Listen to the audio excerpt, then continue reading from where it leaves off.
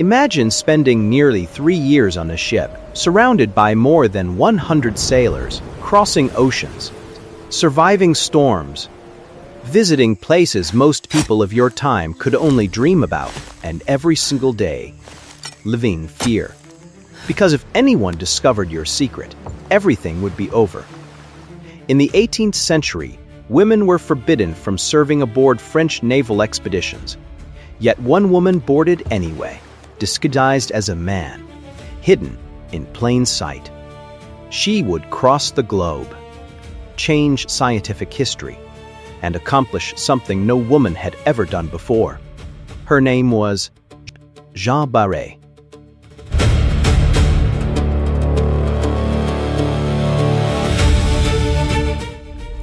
But before she risked everything aboard a ship, before she crossed the oceans, Jeanne was a poor peasant girl from rural France. She was born in 1740. In a world that had already decided what her future would be, she was poor, she was a peasant, and she was a woman. In 18th century France, those 3 facts alone could determine the course of an entire life. Most girls born into families like hers would never travel far from home. Their world was measured in fields, seasons, and daily survival. Education was a luxury. Adventure was a fantasy. And scientific discovery belonged almost entirely to wealthy men. Yet Jeanne possessed an unusual curiosity about the natural world. She studied plants, learned the healing properties of herbs, and became known for her remarkable knowledge of nature. But Jeanne was different. From an early age, she seemed drawn to the natural world, while others hurried through meadows and forests. Jeanne stopped to observe. She learned which herbs could soothe pain, which roots were used to treat fever, and which plants local villagers trusted when illness struck. Long before she ever met a scientist, Jeanne was already becoming one. Not in a university, not in a laboratory, but in the fields and forests of Burgundy. Nature became her classroom, and curiosity became her guide. As the years passed, her knowledge grew. Neighbors sought her advice. Farmers respected her observations, and although she possessed no formal education, she developed an understanding of plants that few people around her could match. What Jeanne could not know was that this quiet fascination with nature was preparing her for a destiny far beyond the boundaries of her village, a destiny that would eventually carry her across oceans, into unexplored lands, and toward a man who would change the course of her life forever. Then one day, her life took an unexpected turn. Somewhere along the way, her reputation for understanding plants began to spread beyond her village, and eventually, it reached the ears of a man whose life revolved around a study of the natural world. His name was Philibert Commerson. At the time, Commerson was already gaining recognition as one of France's most promising botanists. He was intelligent, ambitious, and deeply fascinated by the endless diversity of life on Earth. But what truly caught his attention was Jeanne. Not because of her background, not because of her social standing, but because of what she knew. In an age when formal education was often reserved for wealthy men, Jeanne possessed something that could not be taught in a classroom: experience, observation, and an extraordinary understanding of plants. The more time Commerson spent with her, the more impressed he became. She could identify species with remarkable accuracy, recognize medicinal properties, and navigate the natural world with an instinct that seemed almost effortless. Before long, Jeanne began working alongside him. What started as a practical arrangement soon developed into something much more significant. Together, they studied plants, organized collections, prepared specimens, has spent countless hours discussing the natural world. For Jeanne, was unlike anything she had ever imagined. For the first time in her life, she was no longer learning alone. She was working beside one of the most respected botanists in France, and she proved herself invaluable. As their partnership grew, so did their bond. They shared a passion for discovery, a deep respect for one another's abilities, and a belief that the natural world still held countless secrets waiting to be uncovered. Over time, their relationship became deeply personal. Historical records suggest that Jeanne and Commerson became more than scientific partners. They built a life together, and although social conventions of the time made their situation complicated, their connection remained strong.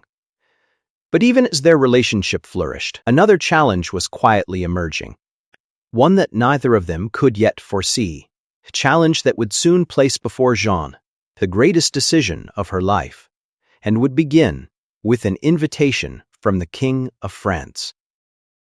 Then, in 1766, everything changed. A new expedition was being organized by France. Its mission was ambitious, dangerous, and unlike anything Jeanne had ever imagined. The leader was a naval officer named Louis Antoine de Bougainville. His goal? To lead the first French voyage around the world. A journey across vast oceans, visit distant continents, and explore regions that few Europeans had ever seen. For scientists, it represented a once-in-a-lifetime opportunity, a chance to discover new plants, new animals, and new knowledge. When Philibert Commerson received an invitation to join the expedition as the official botanist, it was the opportunity he had been waiting for, the chance to study nature on a global scale, to collect specimens from lands unknown to European science, and to make discoveries that could secure his place in history. There was only one problem. Jeanne. By this time, she'd become far more than an assistant. She was his closest collaborator, his most trusted partner, a person who helped organize collections, prepare specimens, and identify plants with extraordinary skill. Commerson knew how valuable she was, and Jeanne knew that without her, his work would become far more difficult. But French naval regulations were clear. Women were forbidden aboard military ships. No exceptions, no loopholes, no second chances. If Jeanne stayed behind, he'd just lose the opportunity of a lifetime. Everything she had worked toward, everything she had learned, everything she dreamed of discovering, would remain beyond her reach. For most people, the decision would have been simple: accept reality, stay home, and watch history happen from a distance. But Jeanne Baret was not most people. The prospect of exploring the world was impossible to ignore. Beyond the oceans lay thousands of plants no European scientist had ever documented, entire ecosystems waiting to be studied, mysteries hidden in distant forests and mountains. The adventure called to her, and she could not look away as the departure date approached. An extraordinary idea began to take shape, an idea so risky that discovery could mean disgrace, punishment, and the end of everything.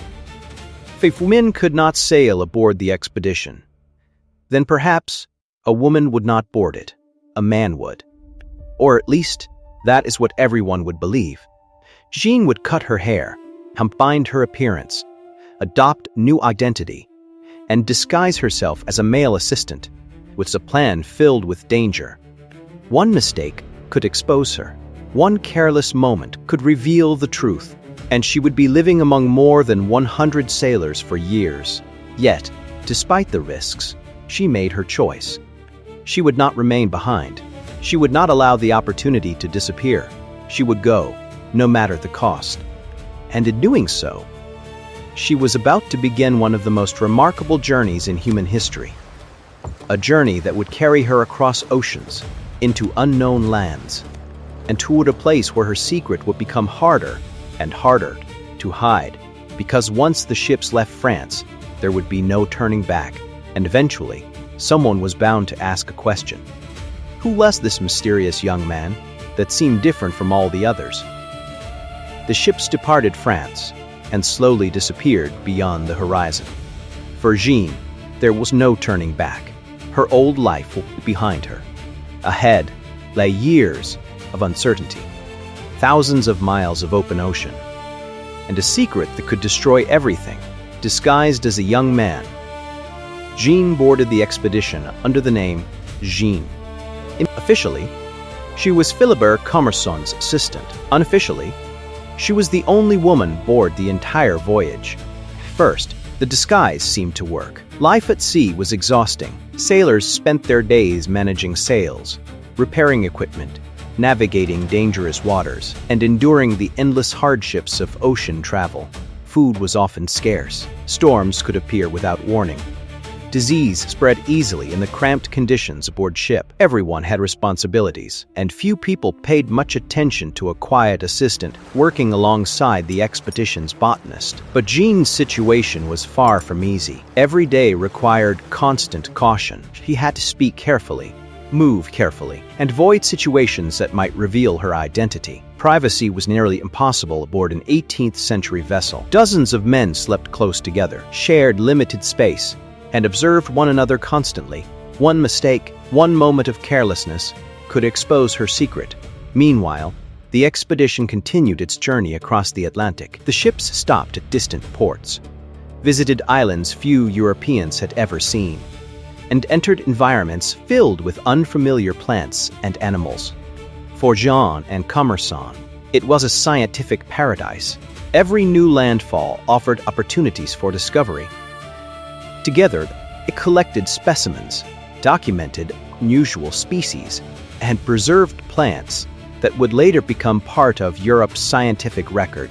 In many cases, Jeanne performed the physically demanding work herself. She climbed difficult terrain, carried heavy collections, and spent long hours gathering specimens under harsh conditions. Again and again, she proved that she was far more than an assistant. She was a skilled naturalist in her own right. Yet, as the months passed, questions began to emerge. Some sailors noticed that the young assistant seemed different, too reserved, too cautious, too private. Rumors quietly spread through the crew. Whispers passed between sailors. Who exactly was Jeanne? Why did this assistant avoid changing clothes in front of others? Why did Commerson seem unusually protective? At first, the suspicions remained little more than gossip. But gossip has a way of growing, especially on a ship crossing the world, with nowhere to go, and nothing to escape curiosity. As the expedition pushed farther into unfamiliar waters, Jeanne found herself living under increasing pressure. The success of her disguise depended on every single day, every conversation, every interaction, every glance, and the longer the voyage continued, the harder it became to maintain the illusion. Soon, the expedition would reach one of the most remote regions on Earth, a place of extraordinary beauty and unexpected danger, a place where Jeanne's secret would finally be tested, like never before, and where history would begin moving toward the moment she had feared from the very beginning. Because somewhere among the crew, someone was becoming convinced that Jeanne was not who he claimed to be. For nearly 2 years, Jeanne had succeeded where few would have dared to try. She had crossed oceans, worked alongside scientists, lived among sailors, and protected a secret that could have ended her journey at any moment. But secrets rarely remain hidden forever. By the time the expedition reached the Pacific, suspicions had already begun to spread. Some sailors questioned her behavior, others whispered among themselves, and a few became convinced that the quiet assistant known as Jeanne was hiding something. Still, no one could prove it. Then the expedition arrived at one of the most beautiful places they had ever seen, an island unlike anything most Europeans had encountered before. Its mountains rose above lush green valleys. Its shores were lined with crystal-clear waters, and its people welcomed the visitors with curiosity. The island was Tahiti. To the French explorers, it seemed almost like paradise. But for Jeanne, it would become the most dangerous stop of the entire voyage. According to several historical accounts, something extraordinary happened shortly after their arrival. Local Tahitians reportedly looked at Jeanne and immediately recognized what many sailors had failed to see. She was a woman. Whether the moment unfolded exactly as later stories described remains uncertain. Historians still debate the details. But what is clear is that Jeanne's secret was no longer safe. Word spread quickly. Questions became accusations. And before long, The truth could no longer be hidden. The mysterious assistant, known as Jeanne, was Jeanne Baret, the only woman aboard the expedition. The discovery could end everything. French naval regulations prohibited women from serving on military vessels. Jeanne had broken those rules from the very beginning. Yet, despite the shock, her skills and contributions were impossible to ignore. By this point, she had already proven herself invaluable to the scientific mission. She had worked tirelessly, collected specimens, endured the same hardships as the rest of the crew, and helped preserve hundreds of important botanical samples. Even so, life aboard the expedition became far more difficult. The protection her disguise had once provided was gone. Every interaction became more complicated. Every day carried new uncertainty. Yet Jeanne refused to abandon the mission. She had not crossed half the world to surrender now. The voyage continued. New islands appeared on the horizon. New discoveries awaited. And Jeanne remained determined to see the journey through. But the greatest challenge was still ahead.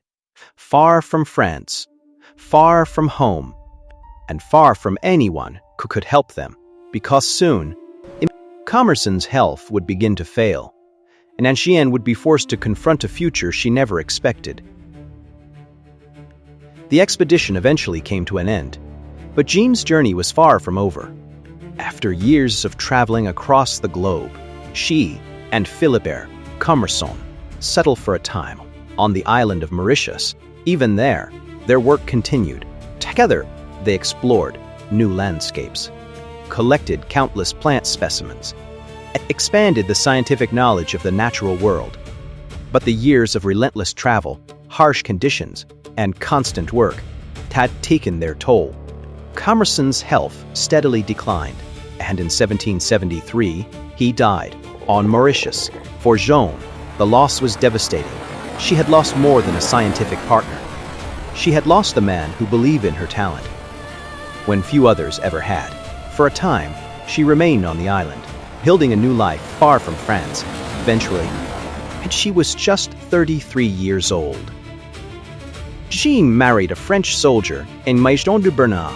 Together, they made the long journey back to France. And Jeanne finally returned home. She had done something no woman in recorded history is known to have accomplished before. She had circumnavigated the globe, quietly, without seeking fame, without expecting recognition, and without ever imagining that her story would one day inspire millions. For many years, her extraordinary achievement received little attention. Most scientific publications credited Philibert Commerson, while Jeanne's contributions were often overlooked. Yet historians gradually uncovered the truth. The botanical collections she helped gather numbered in the thousands. Many discoveries once attributed solely to Commerson had depended upon Jeanne's skill, her knowledge, her courage, and her relentless determination. Centuries later, the world finally began to recognize her remarkable legacy. In 2012, a newly identified species of nightshade from South America was named Solanum baratiae in her honor, a tribute that forever linked her name to the science she loved. Today, Jeanne Baret is remembered not simply as the first woman known to circumnavigate the globe, but as a pioneer who challenged the limits society placed upon women. She proved that talent is not determined by wealth, education, or gender. Sometimes, history is changed by the people no one expected, the ones willing to risk everything for knowledge or discovery. As for a dream that seemed impossible, more than 250 years later, Jeanne Baret's journey still reminds us that courage is not the absence of fear. It is choosing to move forward, even when the world tells you that you cannot, because history is often written by those bold enough to refuse the life that others chose for them. And Jeanne Baret did exactly that.